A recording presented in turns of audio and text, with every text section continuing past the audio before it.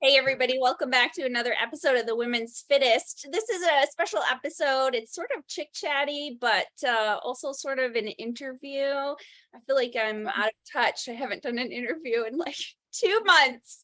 Welcome back, Kira. You brought a client with you. Kelly, how are you doing?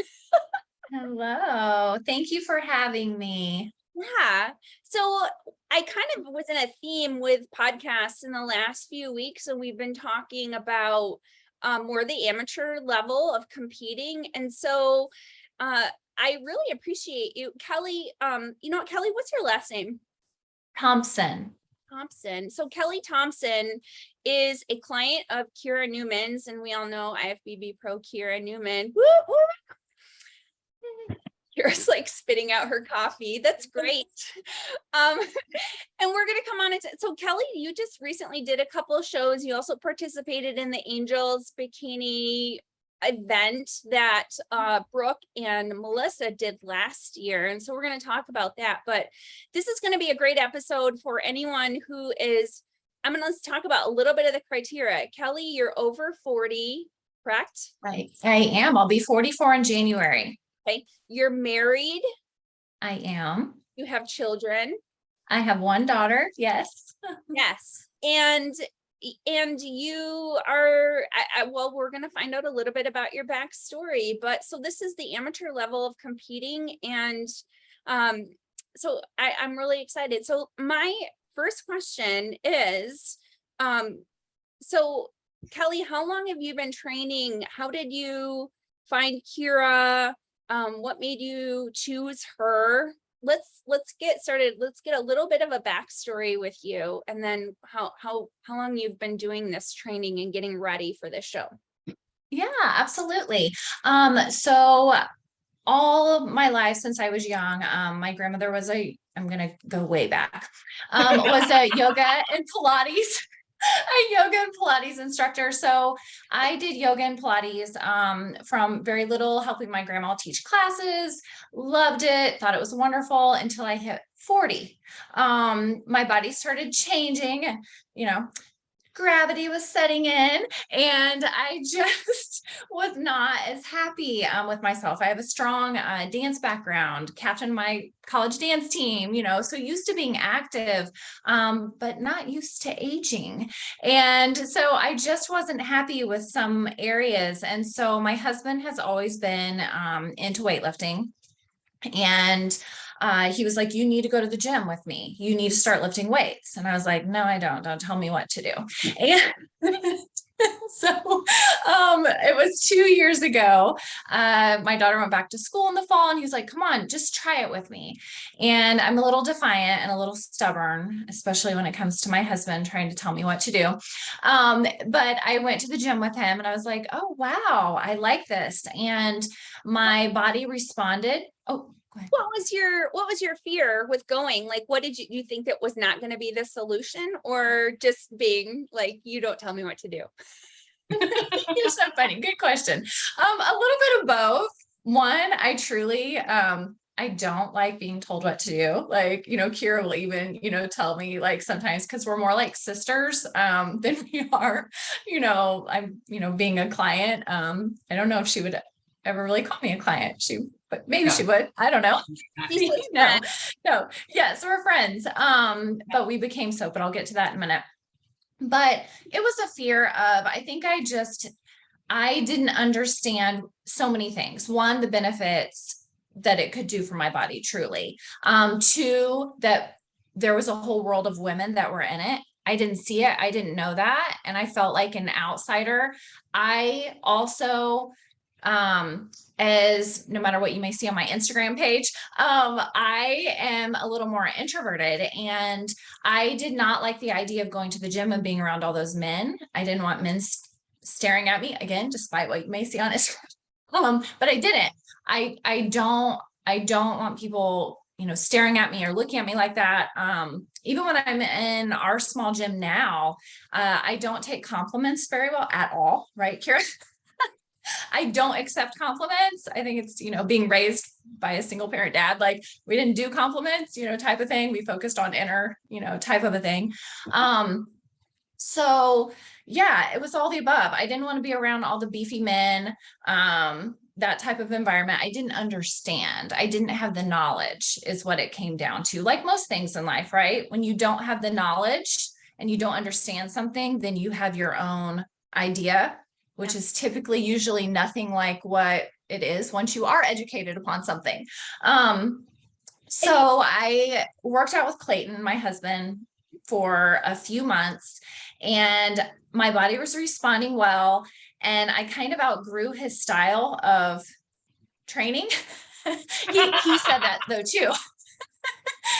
He actually recognized it very fast. I'm gonna safely say this, most men, I believe, train a lot differently than women train. He was all upper body. I always joke and say he has a body like Mighty Mouse, right? Like he's real big up top, but then he's got a little bit, bottom. And so we just needed very different things. He got me hooked, and he kind of gave me that fundamental idea of what weight training could do. And it was actually my husband Clayton that found Kira. He said, I think that you need a coach. I think you need a trainer. I think you need someone. And he was looking, and he kind of gave me a little list. And again, I don't like to be told what to do. So I was like, I don't want your list. I don't like that. But I did know right away that I was interested. I was interested in that happening. And I knew that I didn't want a man. Nothing against you men out there, but I don't go to men doctors. I don't want a man, trainer. And so he found Kira. She was actually the only one that he found. And this is kind of funny. But he saw pictures of her with her dogs, and he thought that he could kind of hook me because I am animal and child crazy. I love children and I love dogs. And he was like, look at all her dogs. She's a real big dog person. I think you should meet her. So it was that more than like who she was. And I'm not going to lie, I didn't even know about her background as far as her accomplishments. Clayton had done more research. I was just like, yes, I will go meet her. So that was back in January of 21? Was it 21? Yeah. January of 21. We came to the gym and met Kira and had a nice chat. I'm certain back then she was like, oh my gosh, who is this person? Yeah, she thinks she wants to lift weights. Okay. It was a really good meeting. I tell Kira all the time. Two things happened at that first day when I met Kira. The first one being, after chatting with her for a little while, I don't know why, but she looked at me, she goes, we're going to be very close. We're not going to have many secrets. And, and I was like, okay. I was like, how does she know that? But it's the truth. Kira is one of the most down-to-earth, humble, inspiring, amazing friends that I could ask for. She has blessed me in so many more ways, even outside of the gym. I'm getting teary-eyed, than inside the gym. What are you doing here? This isn't about me, it's about you. Usually you cry. But she is, I know that I'm very, very lucky. I feel as though we're probably a lot closer, at least I think. And the women that I've met, and talking to them, about their coaches, it seems, very good and very professional. And maybe it's just because I'm with Kira now for, over a year, 5 days a week, 2 hours a day plus. And so, yeah. Obviously you guys have built a really great bond, but yeah, I can testify to that. The first time that I met Kira, our first interview, and I think she said the same thing. I think you can find your people, you just click, and Kira is very much very genuine. She's all heart. Even guys, I'm right here. This is not about me today. Thank you. Oh, she does. She reaches out when like she's reached out to me, like when I was going through stuff with my dad and like just making sure you're okay. If you ever need anything, I know you're struggling with this. Like, yeah, it makes me emotional as well. She's a beautiful person. Mm-hmm. Yes, she is. I love you both. And aside from that, also, they let 2 of the dogos out when I was there. Oh, yeah. And Kira laughed. Yeah, let's be honest about what really hooked you. Yes. And my husband was standing there and I said, oh my gosh, hold my purse. And I tossed my purse at him and I got on the floor and I was like, oh, there's dogs in the gym. Okay, I will try this. So yeah, that is exactly what happened. It took about 6 months into training. And then last July, so a little over a year ago, is when I fully went like full force, like changed my complete diet, started training 5 days a week. So it was a like full serious year of. So there is a couple of things. There is a beginner stage. Like you said, you first had to kind of get your feet wet and find the direction that you wanted to go, see if you like it, how often you were going to train and all these things. You do have a background. I know you do modeling as well. I'll pull up your Instagram in just a minute. And we can show that. It's just, I don't know if that's your actual wardrobe, but man, you have a ton of like new outfits all the time. I will speak for this one. That is all of her. Yes, because she'll come in and she'll be like, I don't want this stuff anymore. And she'll hand it to me. And I remember saying to her one time, girl, I bet your closets are I don't know. You got to be like have a store going on in your house. Kelly Kardashian. Oh yeah. Oh yeah. I like clothes a little bit. So. The other thing that I was going to say was that I think sometimes women have some hesitancy with, I want to talk about 40 a little bit too, because it's pivotal. It's a pivotal age, but Kira's nodding as well. We all know, but I think women are like, this is what I've always done. I have a background in athletics. And when you hit that pivotal age, what you have, and it could be different for different people, but what you have always done on pregnancy can also be a factor as well. What you have always done is not going to be able to sustain or progress you as far as health and fitness goes. And, unfortunately, if you don't have some of these behaviors established as you get over 40, you're really going to be struggling because you need to be more diligent about your health and fitness choices as you are getting older. And it's really important, especially for, I think, younger people listening, to try to establish these behaviors in your 20s and your 30s, because disease does not happen at 50, 60, 70. This is when it presents itself, and it comes from the decisions that we make when we're in our 20s and 30s and the behaviors and the patterns that we are establishing at that time. So you don't just get cancer at 60. It began in your 30s when you haven't been exercising, you haven't been eating right, you have been drinking or doing all the things on a very, very regular basis that will accumulate and build up. So this is why it's really, really important to me to talk about the health aspect, because it's going to hit you later. The decisions that and the choices that you've made earlier may not present themselves until later. Don't you agree? 100%. Absolutely. I have said many times that I wish I would have discovered bodybuilding 10 years ago. But I'm going to bring in the mom factor into that too.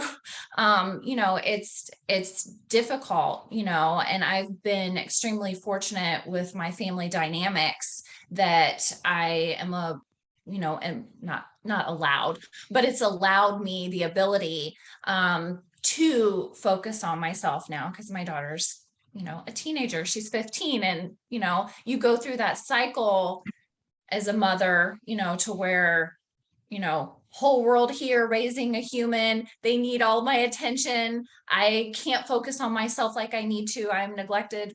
I'll find that person that I used to be one day again.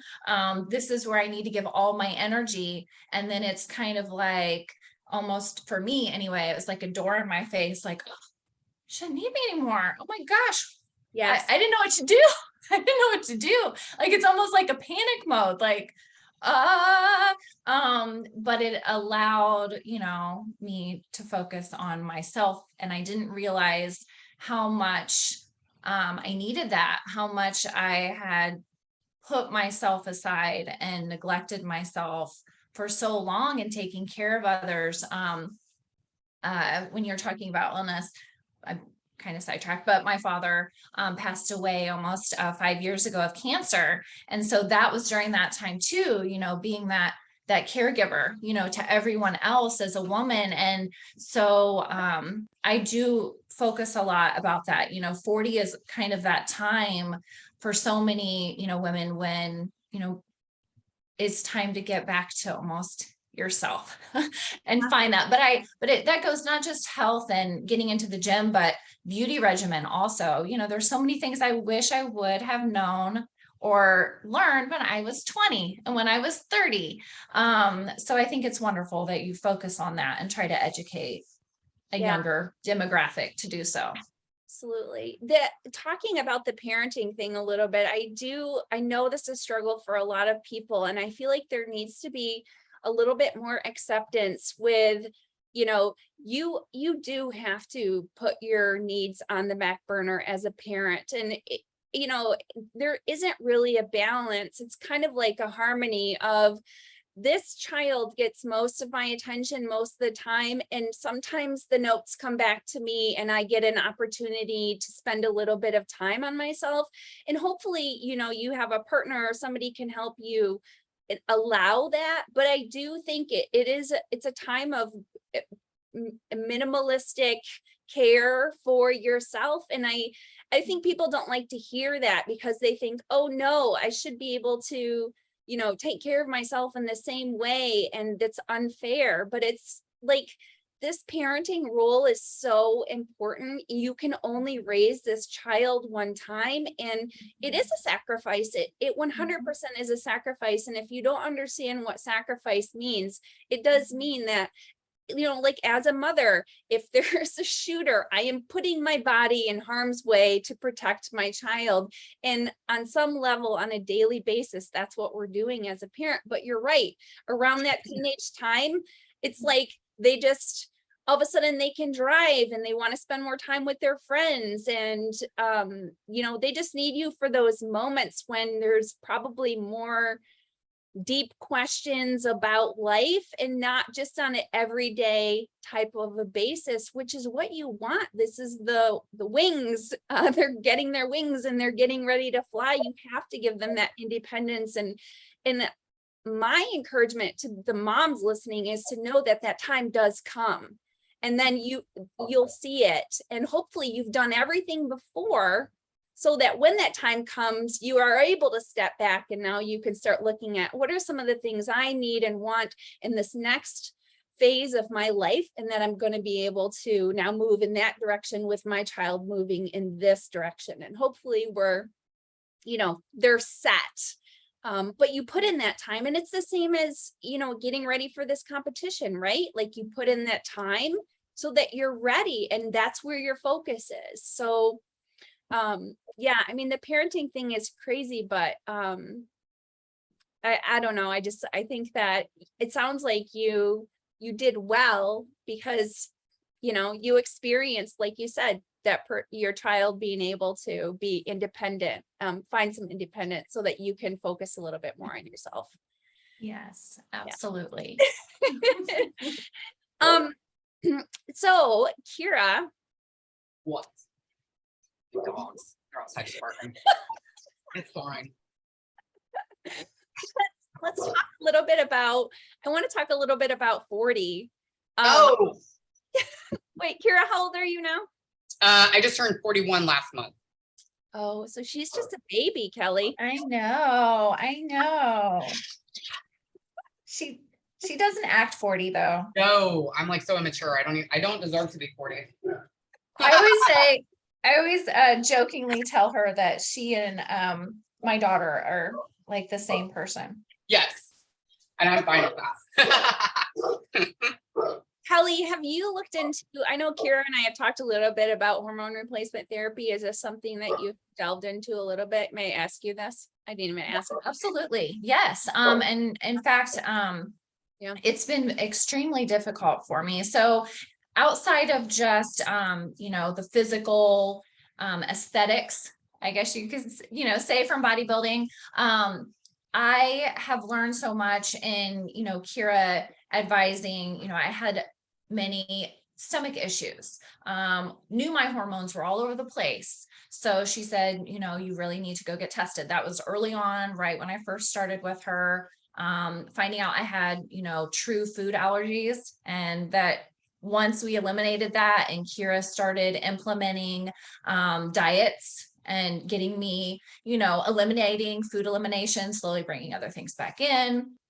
That was an amazing learning process. It completely changed my life.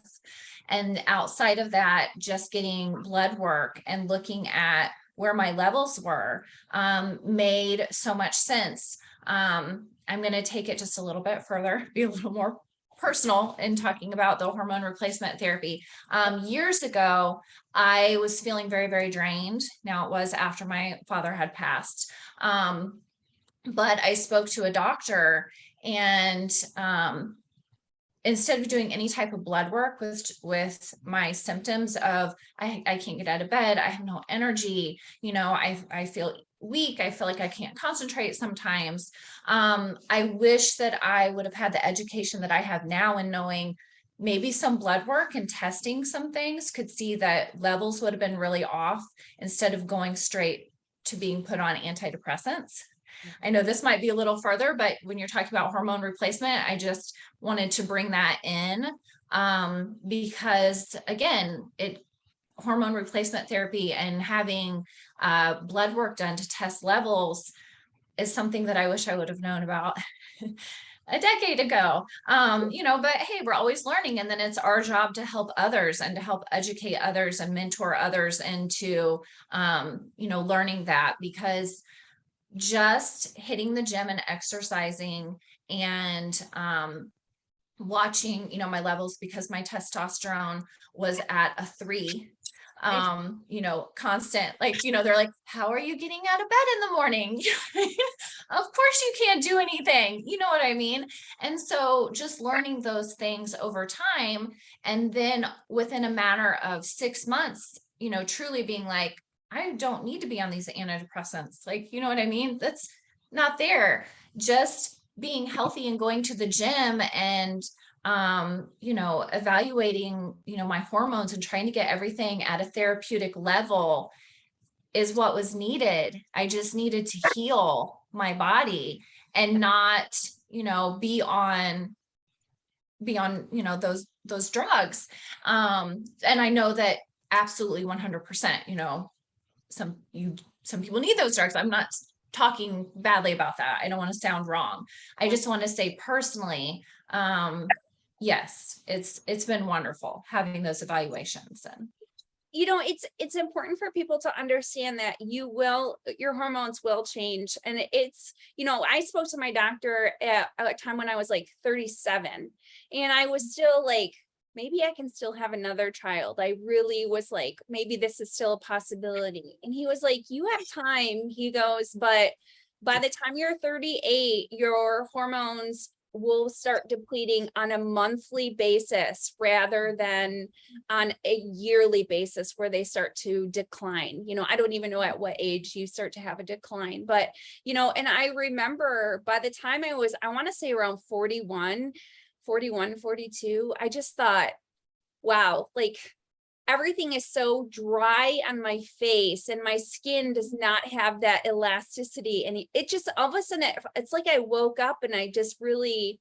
I'm like, holy cow, aging is really happening right now. It's craziness. So it will happen. And I would always recommend I have gone through life extensions to do hormone testing. I don't know like what you've done or if you've gone to a place, but if somebody just wants to go and get their levels tested, if you're still having a menstrual cycle, I would say, you test on day 20, 21 of your cycle. And you can at least get a readout to know what your estrogen, progesterone, testosterone, and I think they do DHEA or something like that, just to do like basic hormone levels, just to see. Because like you said, Kelly, there are women walking around at even in their 30s who, they feel all this fatigue that is masked as depression, and they're put on antidepressants, and it's very possible that they just have low testosterone. And it's a little bit more difficult figuring out supplementation for that and finding good doctors. Kira and I have talked about this before on the podcast as well. But at least figuring out a base, letting you know a little bit of a why is often just gives you a little bit of peace and relief to begin with. That's right. That's right. And then also understanding that I've learned, which, I had a lot of questions too when I first came, and Kira and I don't really have any boundaries in, what can be asked or what's appropriate, or test everything's appropriate, nothing's inappropriate.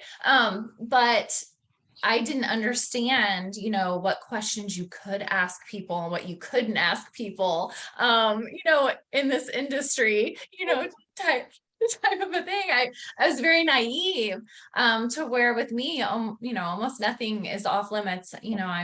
I'm very open and, very honest. So that was definitely a learning curve. But whenever, like, I just, was in Texas with the Angels event and seeing, some of the younger girls, and, most of them are all in their 20s and, cute little things and have so much to learn. And so they're asking, questions, and, I try to be really good about, just because my levels might need to be here or here for performance, you're a different person, and you're going to experience different things for what your body needs. And I'm 20 years older, so don't pay attention to me or what I need, or what I'm doing, or and I do good about reminding myself that as well. A lot of the women in the industry that I just think are complete dolls and that I look up to, I always remember, that they're 20 years younger than me, and so, not to, I don't compare myself, we're in different, like, I'll never ever get to their level, they're so ahead, and I'm so old, and, it's the truth. I have my own levels to reach. But that too, I just wanted to say that, like, be careful, in asking someone like, well, what do you, not you, Deb, but I'm talking to other people that are listening. If they're like, well, how much, do you need, or what do you do? And I'm like, well, you have to find out for yourself. Right. Yeah. Like, kind of like, I was very naive and like, what does your prep look like? And what do you eat? And what did you eat before you go on stage? And I didn't know, just trying to talk because, you're trying to learn. And until you've been there yourself, you realize that's a thing between you and your coach. Like, your coach will know your body and they'll tell you what to do, and everyone's different. Yeah. And I think curiosity is fine with those questions too. Yeah. It's what your intent is behind the question. Are you asking in order to apply this protocol to yourself? For me, it's like, this is what I do with these interviews. I'm always curious what it took for you to look like that to get to stage. What was yours? And it's surprising to me how different people's training and diets can be. And you got, two women's physique people standing on stage next to each other, and they had completely different preps and protocols. Some of these people have to freaking starve, and others are eating 2,500 calories into. Well, that wasn't me. So, girl, I was living off whitefish and asparagus and running my arse off. It worked. I have to say this. No, it was hard, but it was so much fun. Like, I love a challenge. I'm a very headstrong person. And, you know, Kira would try to tell me, and I didn't understand what refeed really meant. And so like earlier on, she'd be like, you need a refeed meal. I want you to just go out and just have, and I was like, no, I will not eat that. I'm not going to go eat that. And she was like, ah, I didn't understand the purpose. I was like, I get so like blinders on and I'm like, I'm not weak. I don't need a cheat meal. And she's like, that's not the point of it. Like your body needs to like, you know, and I was like, oh, but it was hard. Like for me, again, because my hormones, they weren't under control. And they were all over the place. And I'm kind of a control freak. So this whole process has honestly been very good for me in learning just to be flexible, and really listening to Kira, and trusting in her expertise and knowing that this was a learning season and that even though whatever we learned this season is going to change next next season. But it was really hard for me. I think some of it being my age and then some of it just being my personal metabolism, getting the weight off of my thighs and my glutes. I mean, it was devastating to me. Like, honestly, like I'm just, again, very stubborn. I couldn't understand, you know, the rest of my body. I felt so confident and so amazing, you know, about myself. And then I'd turn around or see a picture and I'd be like, oh my gosh, like what's going on back there? What is going on back there? So yeah, it was really hard, but we figured it out with my stomach. For me, it was truly just whitefish and asparagus, like It had to be forever. simple. Yeah. Well, and like going, like your first show is always going to be the hardest because you're going to be the most critical because you haven't reached even half of your potential, let alone you just didn't know either. And that's the hardest thing. Like it's hate hard not knowing. yeah. And yeah, it's hard to explain like, hey, you're gonna look better as time goes on. Like that's just, you're not gonna come straight out the gate and look your best, because if so, then what would be the point of continuing? You know what I mean? And you don't even know what that best is. So I think I think the best thing about this whole prep and the thing that I would be the most proudest of for you is in between the two shows, the changes that you made were incredible. And just, it was like night and day. So we really, you know, buckled down and really pushed even harder. And I don't think I could have pushed you too hard because you'll take on any challenge, as I found out. Like you're just like, do it, give it to me, let's go. If I would have been like, I'm gonna cut off your arm, you'd have been like, okay, let's do it. And then, so yeah, it was like those 2 weeks you worked so hard and you were so diligent. And so that, I think you should be the most proudest of that, honestly, because you were able to do that yourself and like manipulate your body like that just in a short amount of time. And you did. I mean, it was night and day difference. So yeah, I'd be very proud. I mean, again, you're always going to get better. That's just the name of the game.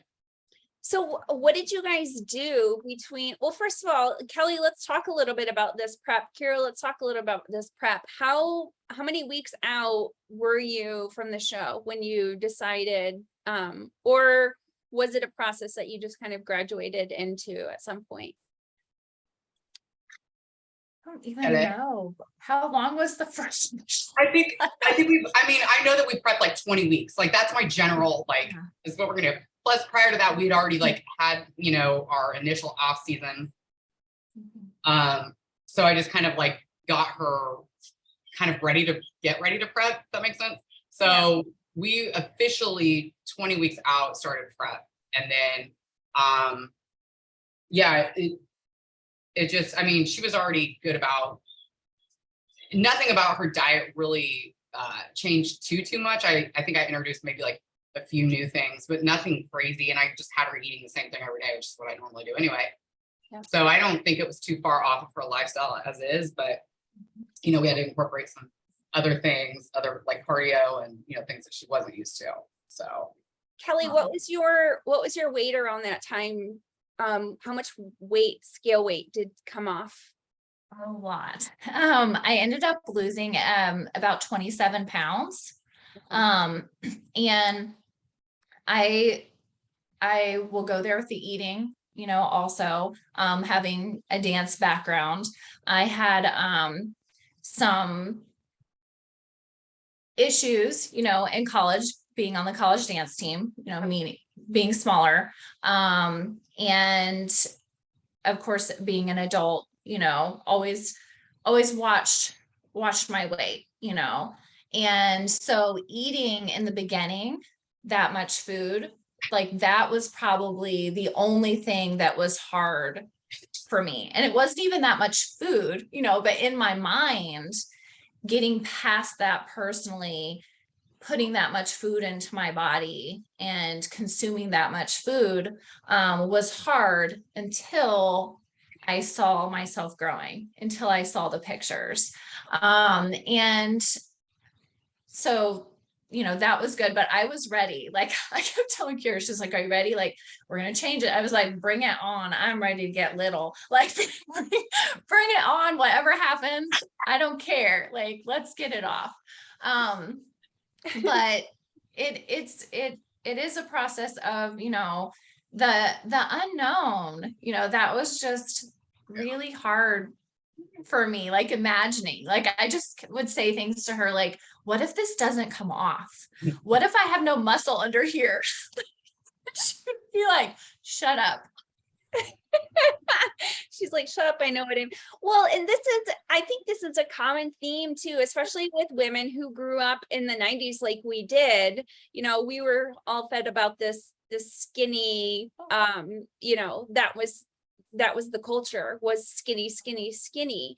And again, going back to, this is what we've always done. So now you tell somebody, like a lot of women will embrace going to the gym and lifting weights, but I don't think they understand progressive overload or the effort that you need to put in order to actually change your body. But in the same note, if you're still only eating 1,200 calories, your body is going to atrophy, and like with the weight training, you're not going to see the physique that you're looking for. So, I mean, it's great Kira took you through this building stage and obviously took you way out of your comfort zone, especially someone who had a dance background, to probably have to put on some body fat with this, you know, muscle as well. But yeah, I mean, that's, you know, a bodybuilding competition is stripping down the body fat after you have built the muscle. And this is why, you know, people can't just lose weight and go, I want to do a show and expect to do well, because you don't have the muscle base to present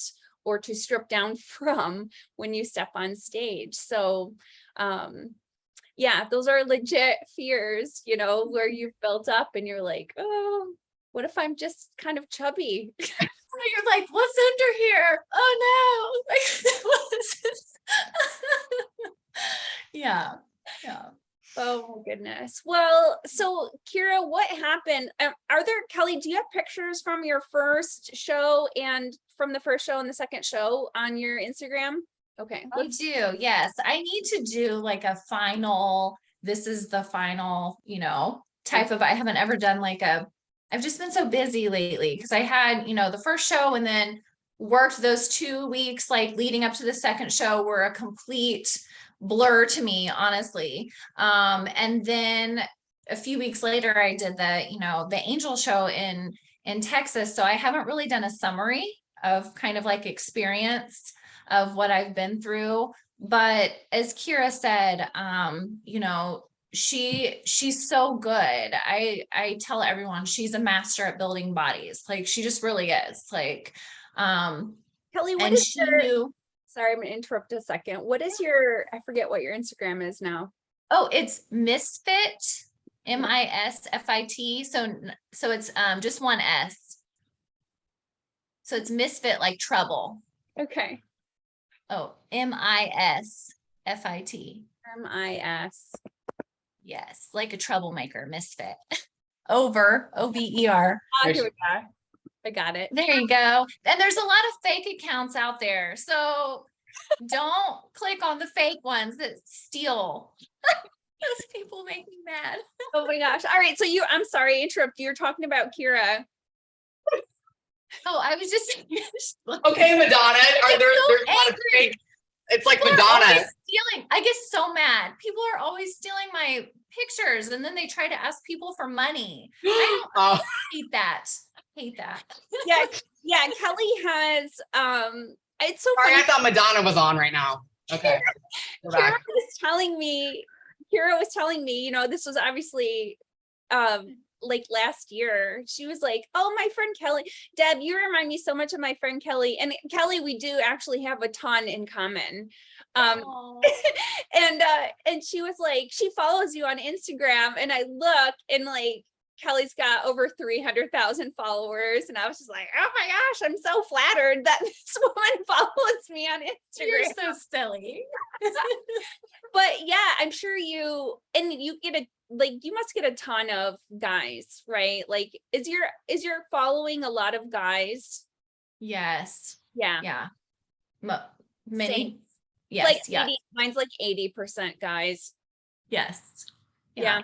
But in meeting so many women and in competing, okay, I'm pointing like you can see what I'm doing. I'm sorry. So the very first one that's pinned is when I was kind of at my heaviest, right? In the gray top. Okay. Got it. And so that's when I'm kind of at my like heaviest. That was that was in March. So that was right before we got too crazy about like, you know, we've got to cut, we've got to get this off. And then the next one that's pinned is, I think, my first competition. So you can see the size difference, you know, in the arms and abdomens and yeah.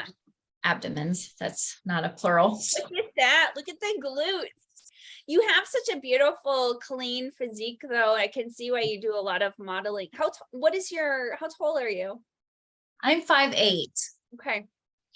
Yeah. You looked beautiful. And obviously you did thank well you. at the trophies.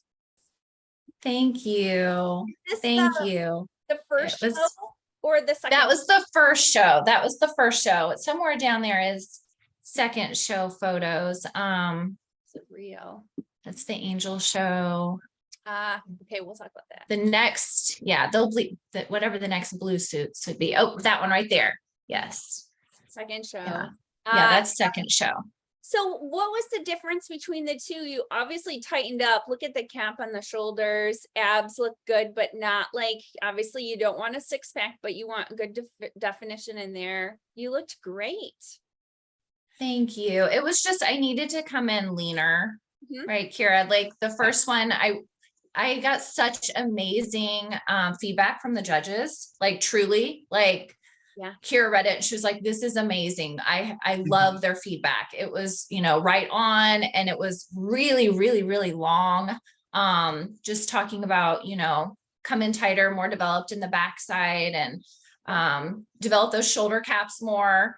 And so Kira was like, yes, we agreed with every single thing. And so she said, I know what we're going to do. And it's just hard work, right? Just work hard. You know, it's interesting too, people, sometimes you do a show and yes, you don't come in lean enough, and what they want things to look bigger or more defined really just means that you need to get a little bit more body fat off. Not always, sometimes it means you actually do have to build muscle, and that would be a time to go into an off season.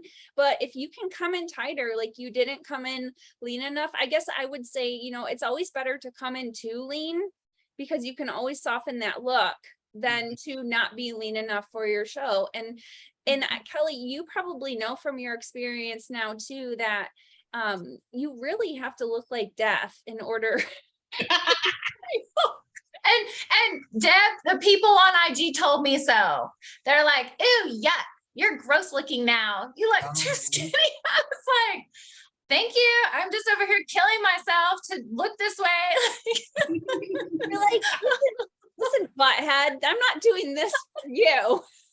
Yeah. That's right. I was like, why do people have to give their opinion? Like, you know, you can just scroll on by. No. Just scroll on by. Like, just scroll by. Please. Great. If I sang that, it would sound like a 13-year-old boy. That's just not. You can sing too. Wow. Hell no. Wow. Oh, that's too funny. This is a cool shirt. Do you get stuff from Shein? Is that me not? Oh, that is cute. That one is not. That one is from Express. I've had that one a while in my closet. But thank you. But I do actually, this is funny. So my husband randomly likes to like just buy things and he will go on to Shein. I never know whether it's Shine or Shein. And so he has bought, so I do have some pieces in there randomly from there that he'll be like, I just got you some things. And so, yes. I guess I've never like really gone through your Instagram, Kelly. You know, I know, like here she is, like So I consider her like one of my greatest friends, but she doesn't like ever look at my pictures. I don't ever like people's pictures either. Like I will like scroll, but I never like, I don't know why I don't know. You don't have to like them. Yeah, I'll tell you in person. She does. She's always like, ooh, I like this dress, or Oh girl, get it. yeah. This one is Open really the door. cute too. I like this top too. Yeah. that one is from Shein. Yes, very Yes, nice. that one is. Yeah.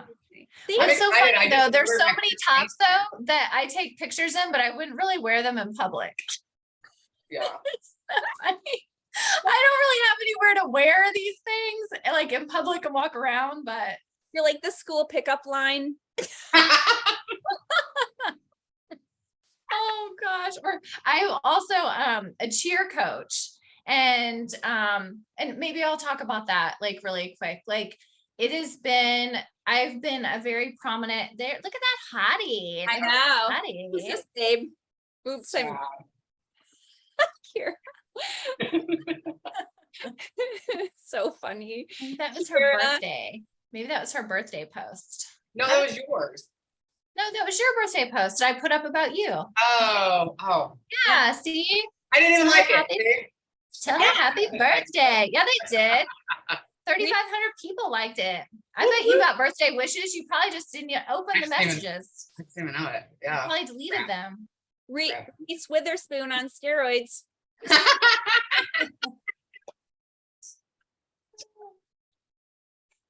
You know I love you, Kira. I literally just peed my pants. Is that what happens when you're 41? You just lose all bowel movements? Because that's just happened. Yeah. Oh my It's gosh. absolutely true. Well, so Kelly, let's talk a little bit about in summary, your experience was great. You tell us what you thought of the experience of competing and reversing out, and now what are the plans? Sure, absolutely. I thought it was so much fun. So I hadn't been on a stage in many years for, something. I love that. I love, like, I know this may make me sound too girly. I love the glam of it. I love the excitement of it. But I also just truly treated it as a celebration. Like, to me, it was kind of just, it was the party of, I've worked so hard. Look at all these beautiful women that I get to stand next to.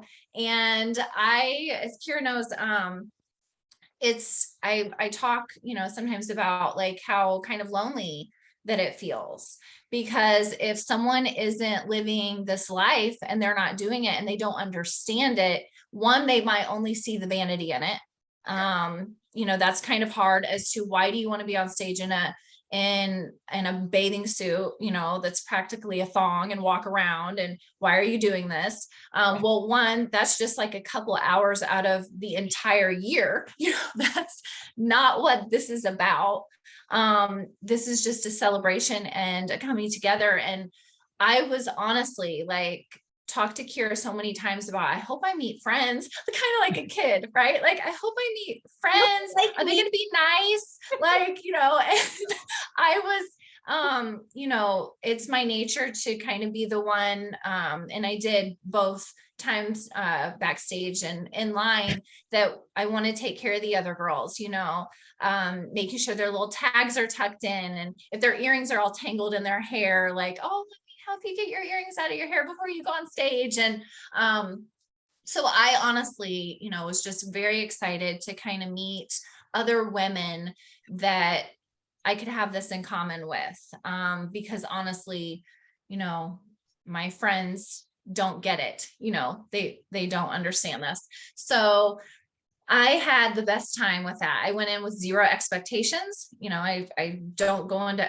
expectations of getting trophies or doing anything. You know, this was my very first time. I felt very undeserving of, you know, receiving things. Kira kept, you know, almost lecturing me, saying, stop it. I was like, you know, it's my first time. I didn't feel deserving. You know, I didn't feel like I put in my time. But I loved it. I absolutely loved it. And I like having goals. That gives you something to work towards and kind of push yourself extra, because you can go into the gym every single day and have the goal to, you know, grow and be healthy, but forcing yourself to get on a stage and know that you're going to be judged and people are going to look at you, that's a whole other level of challenging yourself. And I hope that, you know, maybe not in that instance, but as adults, that everyone continues to grow and find some way to challenge yourself so that you can continue growing. It's very beautifully said. I think that, you know, an encouragement to women listening is that lifting weights and finding someone who can teach you how to do it correctly is life-changing. And once you learn how to do that, there will always be a goal, because you can, I would say, even like for the rest of your life, seasonally, you can have a building stage during the winter time, and then in the springtime you can do a little bit of a cut, and you can continue with that cycle and always have these goals to shoot for, whether you go into competing or not. And I just was thinking that when you were talking about your whole, you know, you have things that you've had your whole life that you were involved in, that you loved and you were passionate about, but it just sounds like you have now found something to set yourself up for the rest, like the second half of life. You know what I mean? That will give you a goal always, because there's always a goal with, you know, bodybuilding, whether it's competitive or just for, you know, health purposes. So That's right. I love the whole story. Thank you. Thank you. And I love, you know, I can't wait, you know, the whole goal behind it is to see what, you know, Kira and I can do for next season. Like when I see my pictures and I get to compare, you know, next summer to this summer's, you know, pictures on stage, and just look for those little changes to be like, oh my gosh, like we did that. I And love, I was just going to say, she's really good about constantly, you know, she has a fear because we see each other every day. Like, am I challenging you? And I'm like, yes, you're challenging, you know, me. She truly cares. Like, she wants to make sure that every single day that I feel like something was accomplished and it was really beneficial. And yeah. I want to say two things. One, I want to be clear. So you train with Kira 5 days a week. That's right. Mhm. Yes. Yes. Yeah. So I mean, not something everyone can do, but I do think, you know, if you're side by side with your coach throughout your whole prep, it's going to be something that is, you're going to have to, like, not everyone can fiscally afford to do that. But obviously you got amazing results from that. And it's probably a best case scenario if somebody wanted to have a best case scenario for stepping on stage for the first time. But I'm, you know, I'm floored, because this is a first time physique, you know, or second, and you just look phenomenal. So to improve on that is going to be just, it's going to be so fun to watch. And I know that you're going to be working really, really hard over the next year to improve on what was really, really good. So you should be so proud of yourself. Thank you. Thank you, Deb. So do you want to talk a little bit about this Angels experience? I think. Yes. I think it was cool. I think it's awesome that you did it, because I remember when we were talking about it last year and the girls were talking about how fun it was. I was like, oh my God, yes, you have to go do this. It's really cool. No, I think it's awesome, and I'm really happy that she got to do it. So Yeah. Yes. So you don't have to be a yeah, there's all variety of people that go, like, it's not just pros, you just have to apply. Is that correct? Well, this one, so I kind of have a special, I was already an ambassador. And so kind of have a had a special relationship with them. And I think it's like because of how my Instagram maybe they had seen it. So I was actually an ambassador before I competed. And so the whole, experience of, getting to go was very exciting, knowing that this was their first time taking it on the road and getting to perform in this way at a show. I guess that in years past, there's Brooke, in years past that they had, kind of done it more as a private event in their hometown. And so this was the first time taking it on the road. And again, I was most excited about meeting other women. That was my number one goal, like in this whole thing. Kira had told me about Brooke, and I knew from the rosters that she was going to be there and be a team lead. So I was very excited to meet her. I didn't ever really get to sit down with her and have a conversation. She totally would have. We ate dinner. She was right, behind me and next to me, but she was such a fun, sweet person. The funny story about kind of the first hour that I had met her. So I just walked right up and I was like, hi, you're Brooke. You don't know me, but you know Kira. And I've listened to you on Deb's podcast. And she was like, oh, yay. And she was just so sweet and down to earth. And my group was group 1. And we were the first ones to do photo shoots that first day. And I had all these feathers to tie on.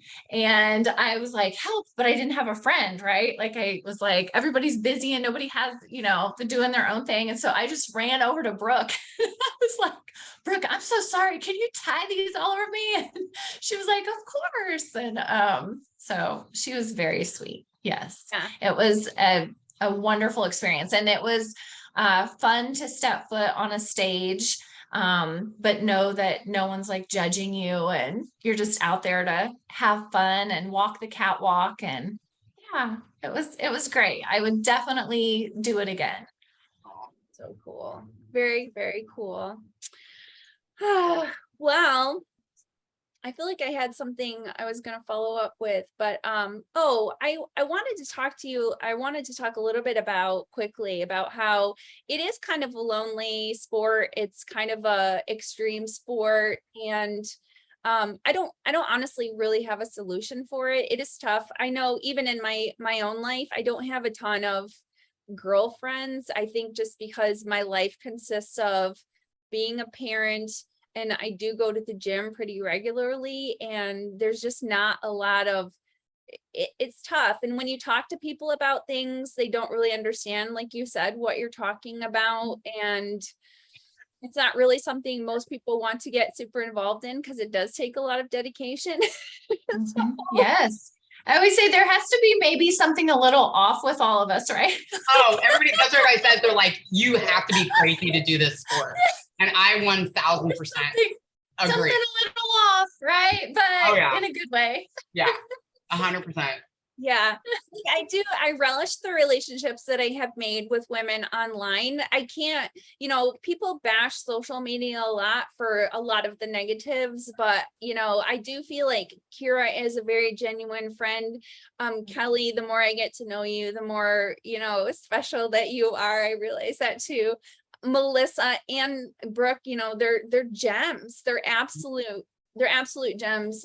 Everybody who would just give you the shirt off their back if they needed. So those women are out there, and I want to encourage people to reach out to the women who are involved in this sport on social media and try to, you can't always find people in your community, because if you really, how many of us there are, it's really speckled throughout.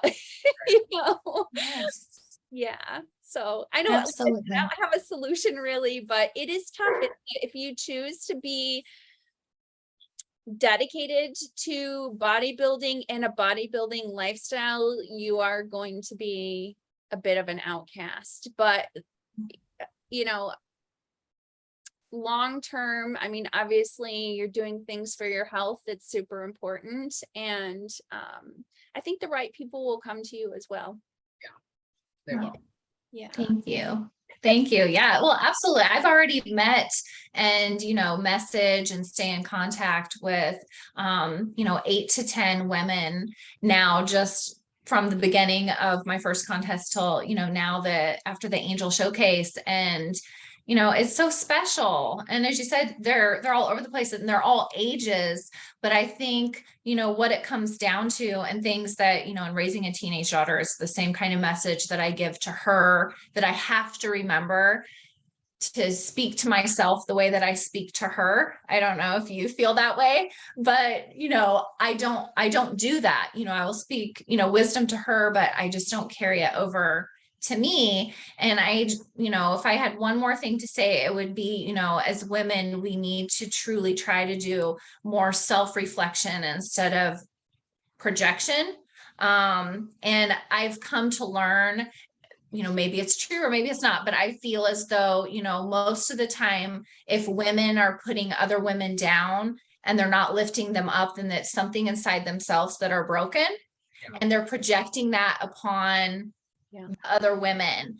And so one of the most beautiful things about this entire experience is being surrounded by other women that have confidence and love themselves, and they believe in what they're doing, and they just want to simply share that with others. And there isn't, I didn't really experience any of the cattiness or the cruelness that you might sometimes experience in other real outside of bodybuilding, events or life events.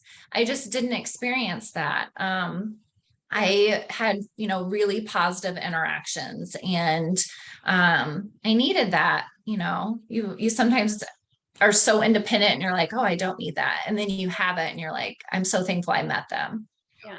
Yeah. When you have a confidence, like you said, in what you're doing, and you believe there's value and truth in what you're doing, it's very easy to share that with other people. And like you said, it does make you feel good about yourself because you're confident in what you're doing and you're knowing that it's working for you. And it's really easy. I always think, if you're feeling down about yourself, the best thing that you can do is try to find the good in somebody else and tell them, because then, that will boost your feelings about yourself. I think it really needs to, like you said, and the opposite will happen. That projection of, hate or whatever you have comes back to you as well. It doesn't make you feel better about yourself. You're spreading how you feel about yourself. So yeah, these types of situations are so amazing because you do have just all these people who are very confident, but all these ways to compliment people in front of you. And, and then, like I said, you get to feel better about yourself as well. So yeah, it's so great. It's so great to be able to just, like you said, it's not like a workplace environment where sometimes women get really catty. There's like competition. It sounds like these Angels events are really just a lot of people, a lot of women building each other up. And that's exactly what it was. Yes. By the way, Brooke, Deb, I was about to say Brooke. Man, Brooke in the brain. Your guns are popping today, Deb. Boom. I was like, dang, she got the cutoff on. I appreciate, you guys, this is something I haven't even shared this, and I was going to share it on social media. That you're really only 25. Is that it? Okay. That I would believe. I don't know if you're going to be able to see this or not, but I am gonna, so I'll quick plug this. So the last 3 episodes of the podcast, I haven't posted the last 2, was me talking about a lot of my history, but the last 2 years, year and a half. So I've lost 20 pounds, 22 pounds. And and it's been a really fun process of learning to not be emotionally attached to food, as I have been off and on my whole life. And so I talk about this, but I was laughing because I was saying something to my daughter about like somebody had made this comment, and I'm like, yeah, well, I'm like, I've lost like 20 pounds. And Anna's like, oh, you did? I didn't even notice. Like, she sees me every day, but I don't know, can you guys see this? Oh, yes. So yeah, so I will make an Instagram post, and You when I should. talk about these other, it's embarrassing though, but you know, like Kelly, what you were saying, you go through this period of time where I did kind of, and I don't encourage people to let themselves go, but I had spent so much time, like, I don't really know what I'm going to do with bodybuilding. I put, you know, Anna, I was like, I got to focus on my child. I wasn't really working out nearly as much. And it just kind of creeps up on you. And then you're just like, oh, none of my clothes fit. This kind of sucks. So, yeah. So I'm really comfortable spot right now. And I just, you know, you want to feel good about yourself, and you have to find out, like, I don't know if I'll ever be comfortable in my body because I've always had like issues with things, but when you make good choices and you establish good behaviors, and you're not using food to medicate, and you're not using things for what they're not intended for, you just feel good about yourself and the choices you make, and the results don't really matter nearly as much because you know that you're doing good. This is why I think you can be happy now, because even if you don't have the body you want, you can be making choices and doing behaviors that are going to result in that, and that's going to make you feel good today. You know what I'm saying? Oh, yes, absolutely. Absolutely. Well, I think you look beautiful in both pictures, honestly. And I'm certain that this is a better your daughter version. does Don't listen to also. her. So that's probably why she hasn't noticed. She's focusing on your inner self. And so she just knows you're mom and beautiful, you know, any way that you are. But good for you for, you know, choosing you and realizing what makes you most happy. Yeah, it's all good. And Kelly, I really appreciate you coming on here and just talking as, like, you know, I know you're Insta famous, but as a regular person, we all look up to these girls, you know. You know, I gotta say this real quick. Speaking of like somebody, you know, Kelly, because they had a posing clinic, Jennifer Dory, well, and also Autumn Attic. What's Autumn's last name? Cleveland. She's so sweet too. Her, yeah, she is. Her Instagram is Autumn Attack or whatever. Yeah, they were there, and they are like, Jennifer Dory is like the cutest little nugget. She's like, so sweet. So cute. Like, so speaking of like women who are at the top, you know, that you would, I don't know, maybe some people expect them to be rude or whatever. No, not at all. Like Jennifer and Autumn, both like absolute babes. Brooke, of course, we know that she's awesome. But Jennifer, they're just really sweet girls. So it's nice to know, like, and I think that gives hope that, like, you know, we look up to these women and they're still human and they still are like, nice, you know.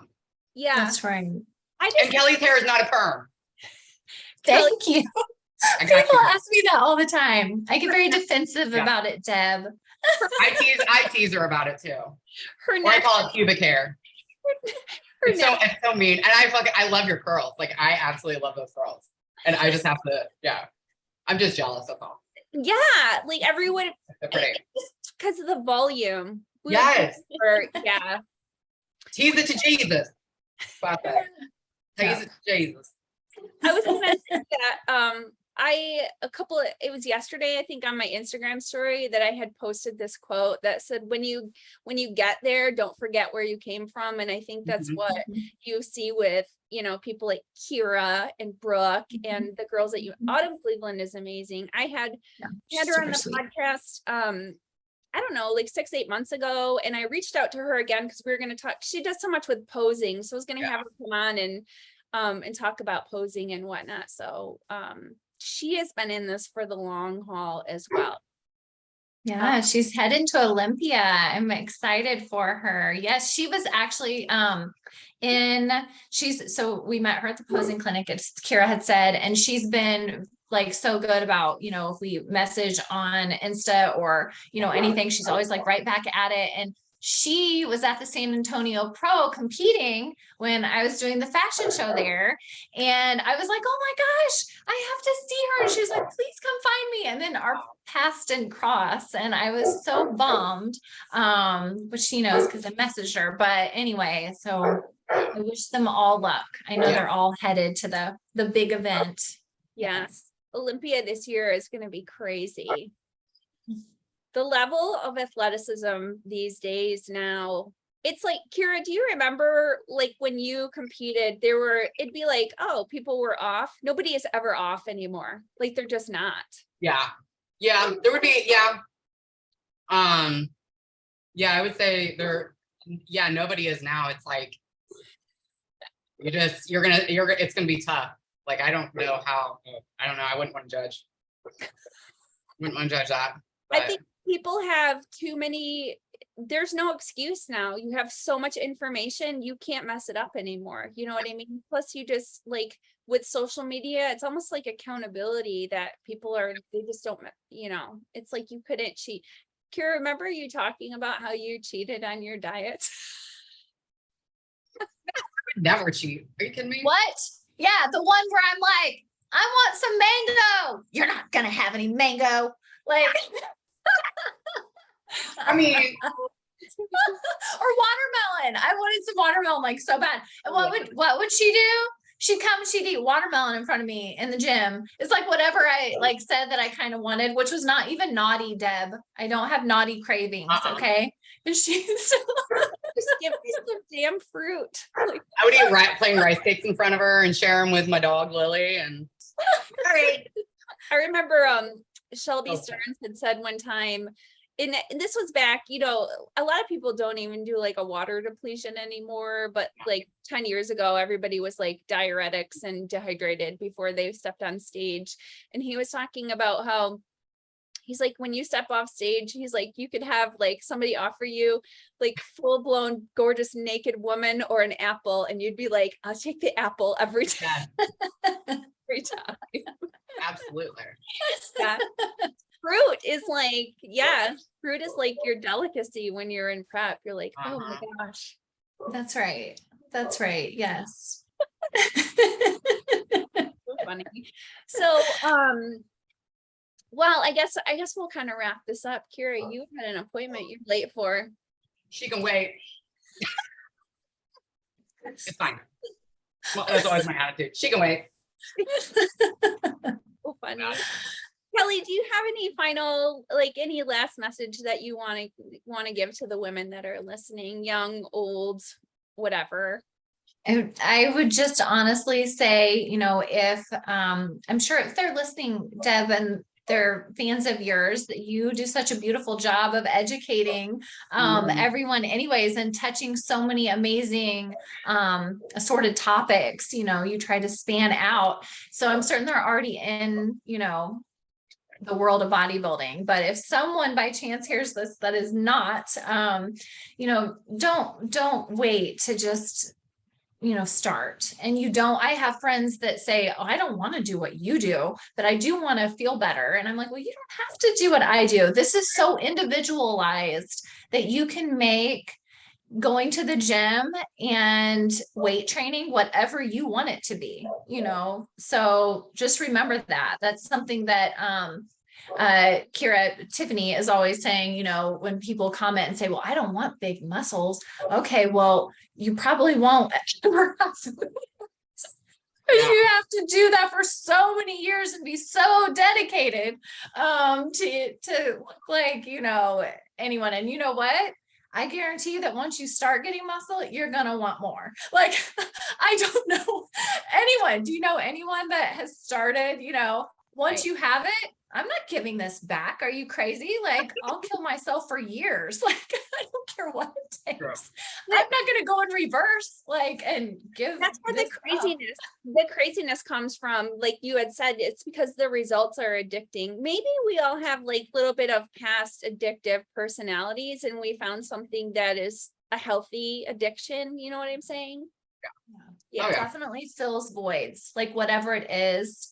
it fills that. And there is, when you have that, you know, whatever your high is, whether it be, you know, I'm not gonna lie, mine's vanity.